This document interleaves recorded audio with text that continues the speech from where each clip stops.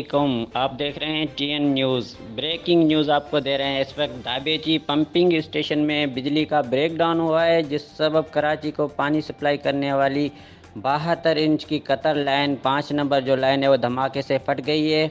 Breaking news दे रहे हैं आपको। दाबेची पंपिंग स्टेशन में बिजली का ब्रेकडाउन हुआ है, जिस सबब कराची को पानी सप्लाई करने वाली 72 इंच की कतर लाइन 5 नंबर लाइन धमाके से फट गई है। इस हवाले से टीएन न्यूज़ का नुमाइंदा शाहिद समू हमारे साथ मौजूद है। जी शायद, क्या तफसीलात है इस हवाले से?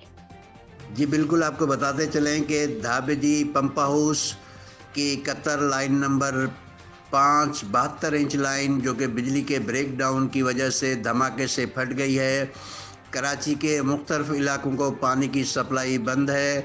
हज़ारों गैलन पानी ज़ाया हो रहा है। धाबेजी पंप हाउस और करीब के इलाकों में पानी दाखिल, रोड पे पानी खड़ा होने से पंप हाउस कॉलोनी का शहर से ज़मीनी राब्ता मुअत्तल हो गया है।